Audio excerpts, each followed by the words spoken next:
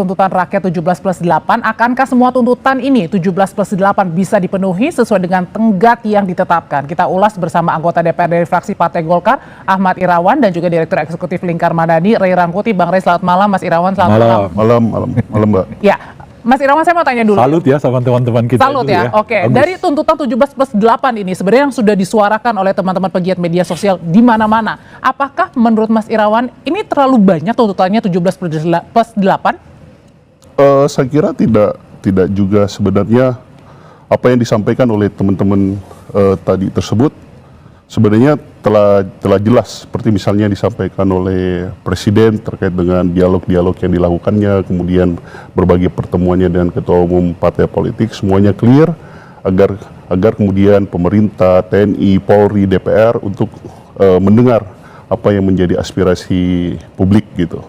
Dan saya kira dari semua tuntutan ini banyak hal telah ditindaklanjuti oleh DPR, misalnya tunjangan dan lain sebagainya telah dilakukan pemotongan. Oke, tapi jadi semua udah jelas. Tadi kata pegiat sosial, teman-teman di sana juga mengatakan bahwa tidak hanya sekedar tunjangan aja, tetapi hal-hal lainnya juga dilakukan dong progresnya. Ya, gitu, Mas pimpinan DPR kan telah menyampaikan, dan sebenarnya tuntutan 17+8 tadi ini itu akan tuntutan mayoritas publik, dan telah direspon juga oleh pimpinan DPR bahwa DPR akan melakukan reformasi yang dipimpin langsung oleh Ibu Puan, dan itu semua saya kira telah ditindaklanjuti. Memang ada beberapa hal yang memang harus harus mengikuti peraturan perundang-undangan yang ada, seperti tadi termasuk RUU perampasan aset dan lain sebagainya. Itu harus dilakukan ada proses yang harus kita lewati. Oke, ada proses yang harus dilewati, Bang Ray, tapi ketika teman-teman di media sosial pegiat ini tidak hanya bersuara di media sosial, tetapi juga sampai berkirim surat ke DPR siang hari ini, apa yang ditangkapnya? Pertama ya, saya mengucapkan apresiasi kepada kawan-kawan, masih muda-muda ya, tapi idealismenya bagus gitu. Lalu mereka juga secara konstruktif menyusun rangkaian ide yang menurut mereka bukan ide mereka, ide yang mereka serap dari yang berkembang setidaknya dalam sebulan ini kan. Bahwa inilah ide-ide yang berserakan di tengah masyarakat, lalu mereka kompilasi menjadi 17+8 itu gitu ya. Nah, yang menarik bagi saya adalah kalau kita baca tuntutan 17+8 itu, plus 8 itu bobotnya justru di eksekutif tuh.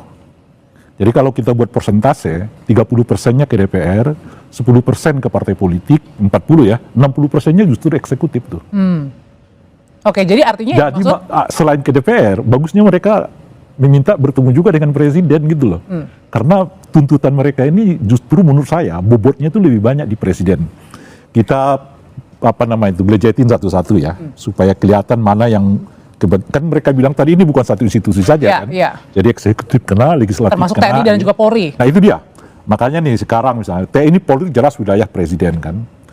Kemudian ekonomi jelas wilayah presiden kan. Lalu investigasi independen jelas di bawah presiden gitu ya. Nah terus apalagi nih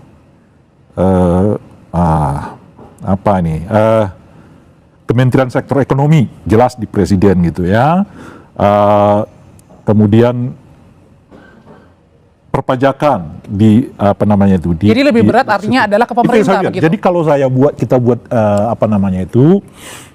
persentasi gitu, 60% dari 17+8 itu justru diarahkan ke eksekutif, 30%-nya ke DPR, yang sebagian dari 30% itu sedang dilaksanakan oleh DPR kan, lalu 10%-nya itu ke partai, khususnya soal transparansi penggunaan dana partai politik gitu.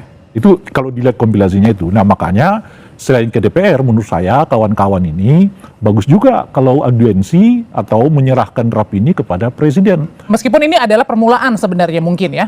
Saya nggak tahu, makanya saya akan memberi ininya juga.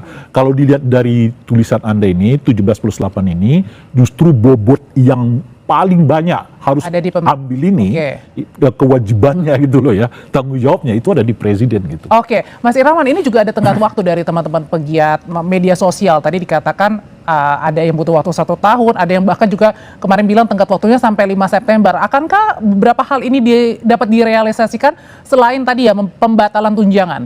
Malah DPR banyak hal yang telah dikerjakan dikerjakan dan diselesaikan sebelum tenggat waktu selesai yang seperti yang diminta oleh oleh Teman-teman publik aksi ya, atau oke. teman-teman aktivis sosial media tadi.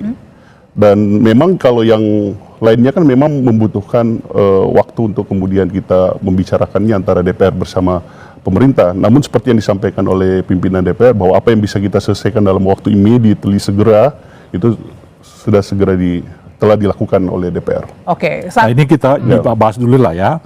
DPR itu punya tuntutan sekitar 1, 2, 3, 4, 5 tuh. Satu, kenaikan tunjangan harus dibatalkan kan. Publikasi transferasi anggaran DPR kan. Ya. 6, kepemilikan harta anggota DPR harus dilacak oleh KPK gitu. Oke. 7, yang keempat ya berarti ya, mendorong Badan Kehormatan untuk memeriksa anggota DPR yang dianggap melecehkan aspirasi publik kan. Kemudian libatkan kader partai dalam ruang dialog. 8 ini. Tapi soal salah satu poin yang dikuatkan oleh mereka itu pembebasan kawan-kawan aktivis itu kan di polisi. Oke. Polisi itu ya ranahnya eksekutif gitu. Oke, ini ada berkaitan dengan pembebasan dari peserta aksi massa selama 1 minggu kemarin Satu gitu minggu ya. kemarin. Tapi tentu tidak meninggalkan DPR. DPR bisa saja ya kan berkirim surat kepada Kapolri karena pengawasan kan dari DPR kan, meminta Kapolri untuk betul-betul hati-hati ya kan, objektif gitu ya untuk menangani kasus yang dianggap ya ada unsur pidananya di dalam aksi-aksi yang kemarin. Oke, balik lagi Mas Irawan kalau gitu, selain dari tuntutan tunjangan yang sudah dibatalkan, sebenarnya teman-teman juga ingin bertanya mana sih yang sudah dikerjakan, mana yang tuntutan 17+8 ini yang sudah selesai, tidak hanya akan mengevaluasi saja. Ya sebenarnya itu sudah tidak masuk evaluasi, tapi sudah dilaksanakan seperti tadi yang disampaikan Bang Rey. Termasuk juga yang sedang on progress seperti yang disampaikan oleh pimpinan DPR adalah bagaimana mengawasi proses penyelidikan yang ada di kepolisian, kaitannya mana yang memang benar-benar melakukan aksi demonstrasi murni dalam menyampaikan tuntutan publiknya, mana kemudian yang sedang diselidiki oleh polisi karena melakukan misalnya kekerasan, penjarahan dan lain sebagainya, termasuk proses yang transparan dan adil terhadap yang diduga melakukan Makanya hari ini dilakukan rapat bersama rapat komisi 3 bersama dengan Polri, TNI. Oh kalau itu saya nggak tahu, di luar komisi saya. Tetapi sepengetahuan saya bahwa pimpinan DPR hari ini bersama fraksi-fraksi membicarakan komitmen reformasi DPR yang akan dilakukan oleh DPR. Ada yang paling penting tuh soal RUU perampasan aset kan. Nah itu memang wilayah domainnya DPR, tapi bobotnya kan tetap ada unsur eksekutif di dalamnya kan. Nah ini menurut saya bagusnya secepatnya diumumkan oleh DPR kapan mau dibahas. Kebetulan pada saat-saat ini kan mereka lagi masuk masa sidang 1 ya. Nah di masa sidang pertama itu umumnya belanja masalah. Kalau belanja masalah ya salah satunya adalah RUU perampasan aset ini. Tinggal nanti ditetapkan akan dibahas kapan, ya kan, bisa diselesaikan kapan. Dalam hitungan saya April 2026 undang-undang perampasan aset udah bisa ditetapkan. Harusnya sudah bisa. Iya. Kalau gitu pembahasan saya. Tapi saya juga menolak kalau pembahasan khususnya ya RUU perampasan aset itu dilakukan dengan sekejap mata. Tetap harus ada dalam konteks koridor pembahasan yang sehat.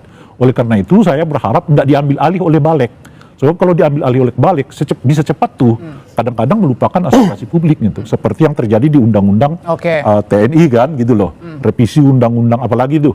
Umumnya diselesaikan di Balek karena cepat sekali prosesnya. Termasuk yang disebutkan oleh kawan-kawan tadi tuh. Bagaimana DPR kok tiba-tiba mau memparipurnakan putusan Mahkamah Konstitusi yang notabene tanda kutip yang mengingatkan bahwa putusan MA itu nggak berlaku di pilkada tentang batas usia maksimal itu. Yang tahun lalu ya? Yang tahun lalu.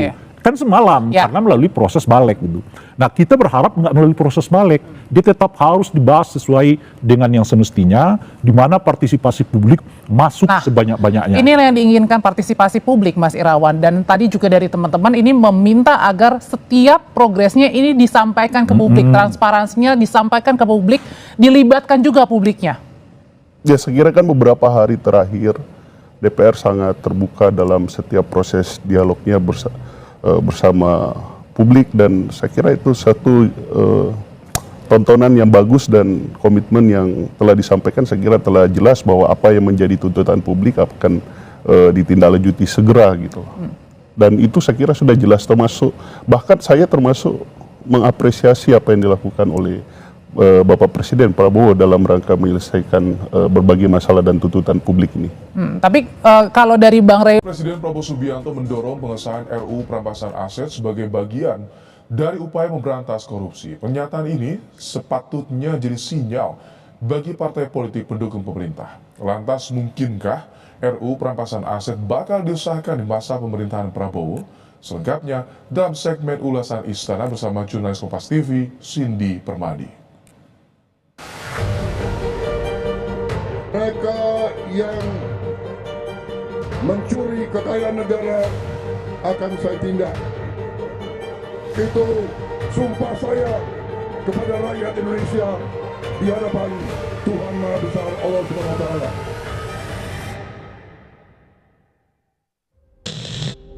Janji Presiden Prabowo Subianto mendukung RUU perampasan aset sebenarnya bisa memantik optimisme publik terkait upaya memiskinkan koruptor.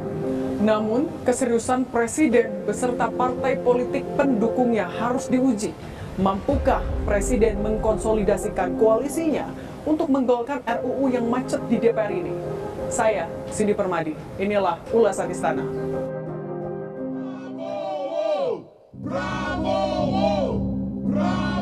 Presiden Prabowo Subianto kembali menyatakan tekadnya memberantas korupsi dan memulihkan aset negara.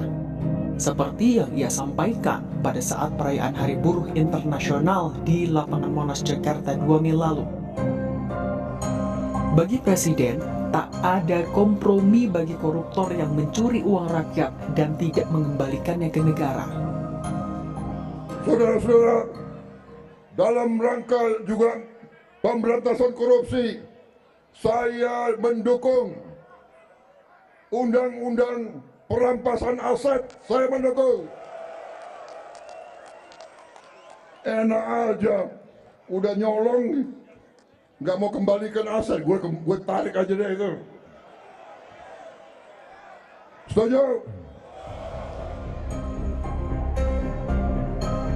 Pidato Prabowo ini seharusnya bisa dengan mudah diterjemahkan sebagai instruksi oleh partai politik koalisinya di DPR. Namun, pakar hukum tata negara Universitas Andalas, Ferry Amsari, menyaksikan adanya akselerasi dalam perumusan RUU perampasan aset. Menurutnya, keseriusan yang sama dengan Presiden harus ditunjukkan oleh parlemen. Kalau kita simak, sebenarnya tinggal meyakinkan kekuatan politik itu. Selebihnya, sebagai presiden dengan koalisi besar, tentu dukungan itu serta-merta bisa dia peroleh mudah jika memang partai-partai mendukung langkah-langkah presiden. Tapi sejauh ini dengan persetujuan, dengan sikap presiden yang sangat tegas tadi, kita tidak melihat percepatannya. Karena sampai hari ini pembahasan draft rancangan undang-undangnya belum ada, naskah akademiknya juga belum tersebar, kita menunggu itu. Wakil Ketua Umum Partai Golkar Ahmad Doli Kurnia menganggap perlu konsolidasi di tingkat elit partai politik agar pembahasan RUU perampasan aset berjalan mulus di parlemen. Meski demikian, kalau Presiden sudah bertitah, maka secara politis setengah jalan sudah beres. Ahmad Doli yang juga Wakil Ketua Balik DPR RI ini optimistis jika partai politik di DPR sudah satu suara, maka bukan tak mungkin RUU ini masuk dalam prolegnas prioritas 2025. Saya kira tinggal tadi ya, kalau sudah kemudian ada kesepakatan ya di antara pimpinan partai politik, ini kan tinggal teknis saja. Kalaupun kemudian selama ini belum dimasukkan dalam prolegnas 2025, dalam peraturan perundang kita sebetulnya prolegnas itu bisa dirubah kapan saja, ya minimal 1 tahun sekali sebelum masuk masa tahun berikutnya gitu ya. Jadi kalau kemudian nanti Pak Prabowo sudah melakukan konsolidasi yang memerintahkan Menteri Hukum, kemudian dibicarakan di DPR, ada pertemuan lagi antara DPR dengan pemerintah untuk merevisi daftar prioritas-prioritas kapan ya, atau kapan kita mau masukkan ini. Sementara dari lingkaran eksekutif, Menteri Hukum Supratman Andi Aktas mengaku telah berkoordinasi dengan PPATK sebagai lembaga yang menginisiasi RUU perampasan aset sejak 2008 lalu. Komunikasi dilakukan untuk memfinalisasi draft akhir. Pemerintah pun akan berkonsultasi dengan DPR untuk memasukkan RUU perampasan aset ke dalam prolegnas. Pemerintah, sekali lagi Presiden sudah sampaikan itu tentu menjadi perhatian bagi Kabinet, termasuk Kementerian Hukum untuk melakukan, dan kami sudah lakukan. Tadi pagi saya bersama-sama dengan Ketua PPATK untuk mematangkan menyangkut soal draft terakhir. Kemudian juga kami akan berkonsultasi dengan DPR menyangkut soal kapan waktu yang tepat untuk kita rapat untuk menentukan prolegnas berikutnya. Selain konsolidasi di parlemen, pemerintah sebenarnya masih punya satu jurus lagi jika serius mau menyukseskan RUU perampasan aset. Presiden bisa menerbitkan peraturan pemerintah pengganti undang-undang atau Perpu yang wajib ditanggapi DPR pada masa sidang berikutnya. Namun Menko Bidang Hukum, HAM, Imigrasi dan Pemasyarakatan Yusril Ihzam Mahendra menilai pemerintah belum melihat adanya urgensi untuk menerbitkan Perpu. Meski demikian, keputusan akhir tetap di tangan Presiden. Dan belum ada alasan untuk mengeluarkan Perpu untuk itu, karena Perpu kan harus dikeluarkan dalam hal ihwal kegentingan yang memaksa.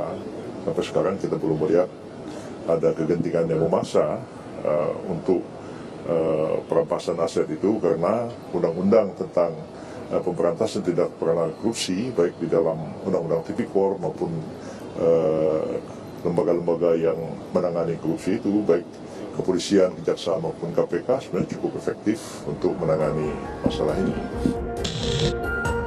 Sebagai presiden dengan koalisi pemilik kursi mayoritas di DPR, seharusnya konsolidasi bisa berjalan lebih mulus.